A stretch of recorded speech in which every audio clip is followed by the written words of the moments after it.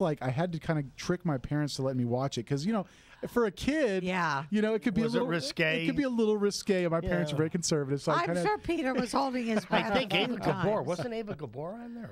Well, let's bring Peter on. Yeah, hey Peter, how you doing, buddy? I'm doing wonderfully. Hey guys, how are you? Hi, Peter. Hi, Larry. Hi, Nancy. How you doing? Where were you that you were rushing? I'm in rehearsal. I'm going to be at Vitello's on the 5th.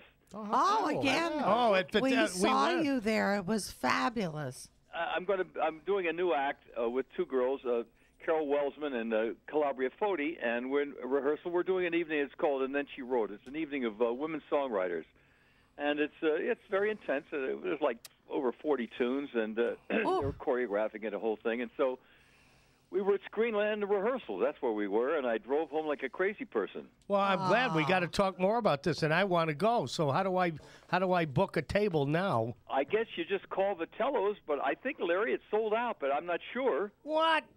It's sold out already? I think so, but hey, listen. What give is it a the shot. date? What can I tell you? Peter, what's the date? It's the 5th. June 5th. Of June. Oh, it's right around the corner. Okay. I guess is that a week from today, I guess. Well, don't be surprised you see a waiter walking around with a towel around his head, and I give you a little nudge.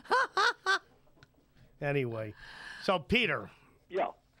I know you have your own radio show. I do. I've been on the Music of Your Life for about 15 years, right. Wow. And I saw you on television the other day with Debbie Boone. Well, yeah, that's an infomercial for Time Life. We're selling all those wonderful songs. Oh, that's a great deal. I've been really busy, Larry, of all things. I've got a couple of things on PBS. I have a thing called Big Band Vocalist with Nick Clooney and myself, and then they had a very successful run with a thing called Big Band Years. If I know anything, I know about the big band era and all those singers and stuff like that. And I have a new CD out, which is called Let's Be Frank with a Touch of Tommy. It's all the Sinatra, Tommy Dorsey hits from 40 to 43, and I've recreated that whole era with a big band and all that kind of stuff. And it's doing very well, of all things. How can we get it? I guess you can go on Amazon.com, or you can go to boysinger.com, which is my website, boysinger.com. But Amazon is cheaper because I have to package it, and the whole thing is like $20. But I think it costs like $13 on Amazon.com. Oh, that's really reasonable. If you go through my website, I sign it. Okay. That's well, great. That's worth some money, Peter. Yeah, it sure is. That's true. Is Monica Mancini still singing with you, or is that over?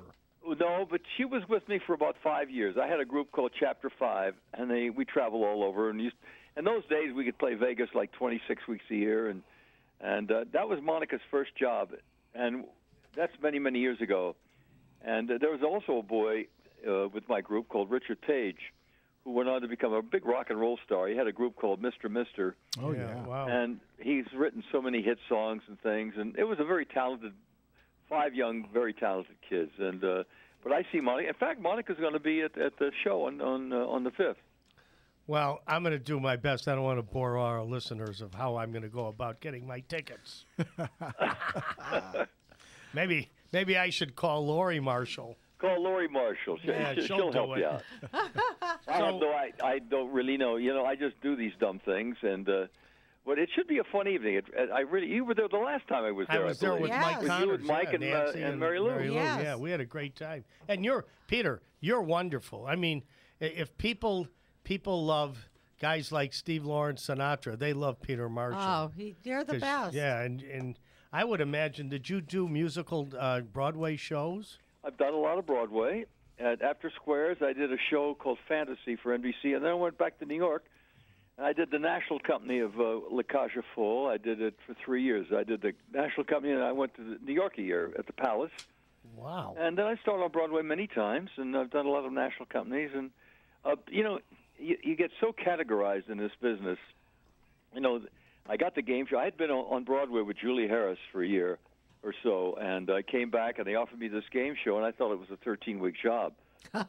So I took it, and it turned out to 16 years. So I was known as the musical comedy performer. Now I was known as the game show host. So is it true that you were, like, really bored with doing it, and every time it came time to re-up, you would say, you would ask for some outrageous salary? And they'd give it to me. Oh, my God, it is true.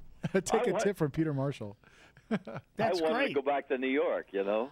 Peter, I got to ask you something. Sure. How did you get started in this wonderful business? I was 15 years old. Well, I started actually as an usher at the Paramount Theater when I was 14. And at 14, I was 6'3", a big, tall, skinny kid. And believe it or not, it's a long story. I won't go into it. Al Jolson got me the job. Wow. He was in love with my sister Joanne. Joanne Drew. Yeah. Joanne Drew, right. And she was then Joanne Marshall. She was a dancer in his show called Hold On to Your Hats. Anyway, he got me the job, and I wanted to be around show business because my brother-in-law at the time was Dick Hames. Oh, my God. He was, you know, he was my idol. Yeah. And so then I got a job as a page boy at NBC at 15, and then I auditioned for a band out of Chicago by the name of Bob Chester. And I got that job. It was my first job in the business. I was not quite 16. I opened the Adams Theater in Newark, making $50 a week, and that was all the money in the world. I used to send 35 home to my mother. Wow. And I just had a glorious life. And I'm a street kid. I don't have much of an education, although I did go back to school when I was almost 17 because it was during the war. And if you didn't have a diploma, you went right in the infantry. And so I got a diploma, and I went right in the artillery. You were still on the ground. Yeah, at least I was on the ground, right. And I served in Italy for 2 years. I was with the Fifth Army. That's not bad. You got a little spaghetti. No, I wound up as a disc jockey for the Army in Naples. That's unreal. Yeah. Tell us a little about that's that. great. There used to be a guy by the name of John Raby when I was a page boy. He was an actor, a radio actor.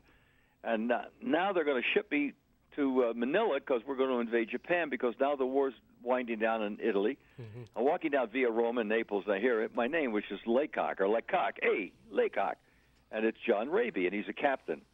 And he said, what's happening? I said, well, I'm in an artillery outfit. We just got back from the north, and they're sending us to Manila. He said, nah. So I had an I&E, it's Information and Education. He said, I got a job as a reporter on the Stars and Stripes. I said, I can't spell. He said, well, there's a disc jockey job open here in Naples. I said, I can run a board, which I learned how to do at NBC. Mm-hmm. And so they made me a sergeant, and there I was. For a year and a half, I ran a 50,000-watt station. And that was my introduction to radio. So, wow. Oh, that's wonderful. Can you still run a board? No, I doubt it. I don't think they have them anymore. Oh, that's so wonderful. Yeah. Wow. So that was our engineer just nodded his head. Yes, they do. You can have a job here anytime you want to. Hey, somebody mentioned that the center square was Alan Seuss. No, it was Paul Lynde. Oh, Paul Lynde. Okay. That's right. I didn't say I said that. I'm sorry. I took my basic training in Fort Sill, Oklahoma, and in my outfit was Alan Seuss. Really? Yeah, I had dinner with Hardy Johnson the other night. Hey, Peter, can you hang on? Can you hang on for one more second with us, buddy? Pardon me? Can you hang in for one more second? Sure. Great. Hang in there. We'll be back right after this.